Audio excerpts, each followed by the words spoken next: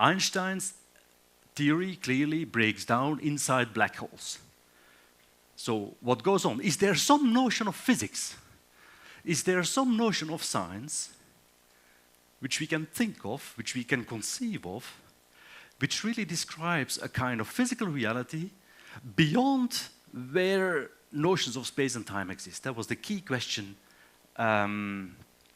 that Hawking set out to think about. And then he came up with that amazing thought experiment. Really, frankly, one of the best ones in 20th century science, I think. And his thought experiment was the following. All right, let's think about black holes, but let's do it sort of the opposite way around. Let's start first with an empty space.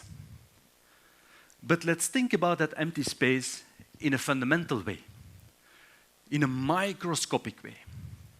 Microscopically, we know that the world of particles is governed by what we call quantum theory. Quantum theory has a certain fuzziness. The microscopic world is fuzzy, is probabilistic. And if you were to look at the empty space in great detail, at small scales, you would see that it's not at all empty. That constantly, because of the fuzziness of the underlying quantum theory, virtual particle pairs, a particle and an antiparticle, are constantly being created and annihilated, created and destroyed. That's just how empty space is in a microscopic picture of our reality, studied, for instance, at CERN and at accelerators. Now Stephen thought, well, good, fine, let's take this as a given, but let me add a black hole to it. Look carefully. This is an illustrated talk.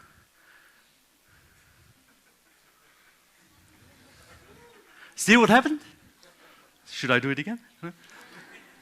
What Stephen thought, to his great surprise, near the surface of the black hole, these virtual particles can become real. Occasionally, you have these virtual particle pairs being created near the surface of the black hole, near the region where, if you were to go there, you're drawn into that deep valley of space. If you stay here, you can escape. If you have these virtual particle pairs near that region, well, occasionally, one of them is created inside the black hole, and it's bound to go inside, and it can exist there, and the other one is then free to escape. And the net effect of this is that there's a flux of radiation emanating from black holes. Black holes aren't as black as they are usually painted. They have a temperature, which Hawking calculated. This is the formula for the temperature of black holes. It's the only formula which I'm going to give, so enjoy it. So what's so special about this formula? It has all these letters in it. We're not going to talk about these, right? So what's this one? This is Planck's constant. It's the constant associated with quantum theory, which basically sets the measure for the fuzziness of the microscopic world. C is the speed of light, most of you will know. G, all of you will know, right? Secondary school, Newton's gravity constant. Pi, 3.14. K is Boltzmann's constant, which is a constant associated with statistical physics. M is the mass of the black hole. Now, what really makes this a truly special formula is that all these letters, all these different constants of nature are right there in one single formula. There is no other formula, even today, which combines all of these different branches of physics, the large, the macroscopic world, the microscopic world, relativity, into one single formula. It has never been tested, but everyone believes it because it's so beautiful. But it raises serious questions, serious questions. If black holes have a temperature, if they radiate, well, they're then going to lose energy. Radiation takes energy away from the black holes. If they're going to lose energy, then they're going to shrink. If they're going to shrink, their mass is going to go down, so they're going to radiate faster, and in the end, the whole thing is going to disappear.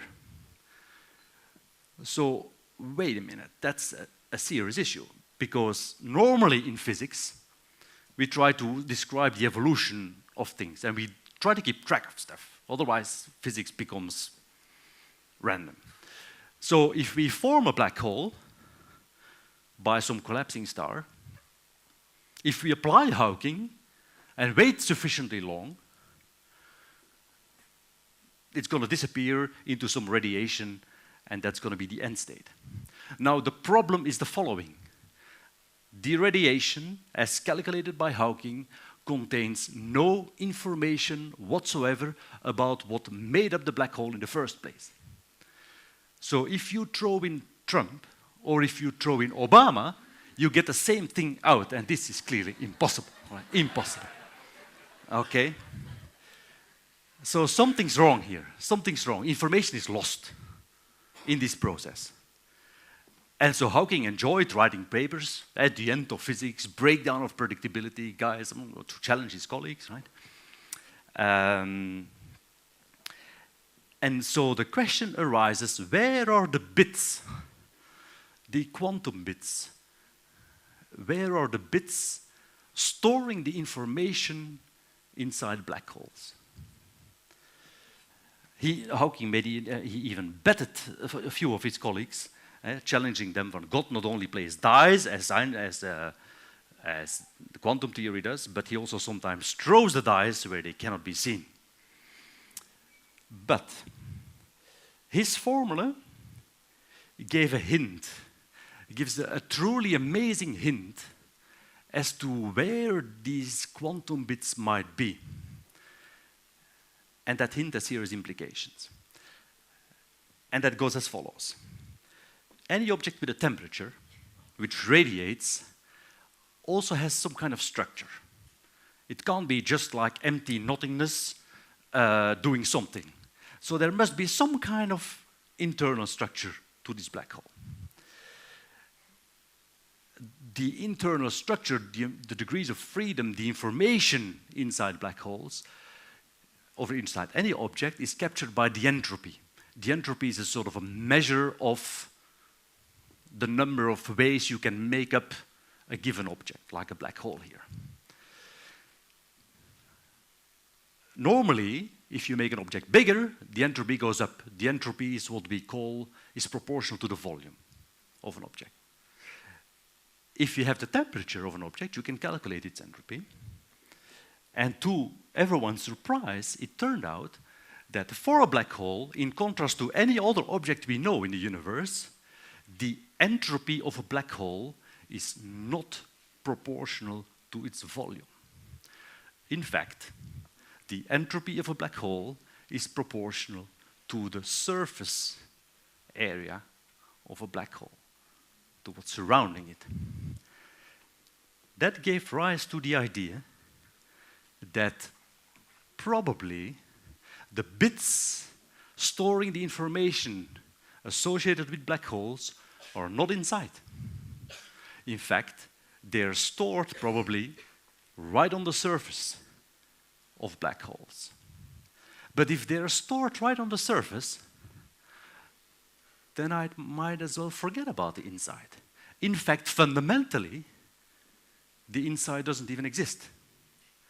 Because if they're stored on the surface, I can formulate my entire theory of black holes in what we call a holographic way, in a mathematical form which makes only reference to the surface of the black hole. Black holes are basically holograms emanating from a lower two-dimensional, more fundamental theory.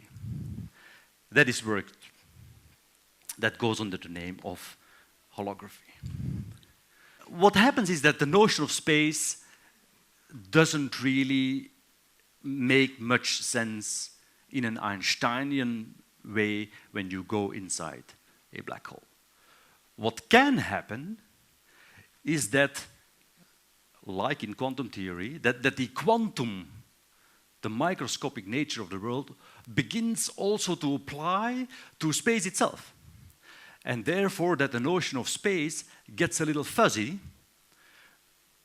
that the notion of time gets a little fuzzy, because Einstein couples space and time, and therefore that the notion of evolution gets a little fuzzy, and therefore that you get some sort of multiverse inside these black holes, which push the information out to its surface in some delocalized, encoded, hard to disentangle form. And that is indeed the kind of picture which emerges from, by now, several decades of work in string theory, which aims to bring together the gravity Einsteinian worldview with a quantum perspective on the world, and which more strongly and strongly suggests that fundamentally our reality is not made up of space and time, but some more delocalized version, a fuzzy version of reality, which goes under the name of holography or holograms or whatever you like. Now, I don't know about you guys, but we think in Belgium that the Big Bang, so the second subject of this book, we say in Belgium that the Big Bang was invented in Belgium. By Georges Lemaitre, who was a priest and an astronomer. At the time, you could sort of get inspiration. And he was working with Einstein's theory of relativity, and he noticed that Einstein's theory of relativity, when he was applying the whole thing to the cosmos, that it predicted that galaxies would move apart towards the future. So then he said, well, wait a minute, space expands towards the future. If I turn backwards towards the past, surely these galaxies are going to be closer to each other. And at some point in the past, there's bound to go something wrong. That's again because, as I mentioned, Einstein's theory connects mass to geometry. So if the mass gets packed of the entire universe gets packed together, then the geometry is going to react. And if you exaggerate, the space fabric and space-time fabric is going to disintegrate. And that's what then Lemaitre referred to as the beginning. So here's a cool picture of the two gentlemen talking over the origin of the universe, in which Lemaitre says, well, if we go back in the course of time, the notions of space and time would altogether fail to have any meaning. And Einstein says, again, bad luck for him, right? Your calculations are correct, Dr. Lemaitre, but your physical insight is terrible.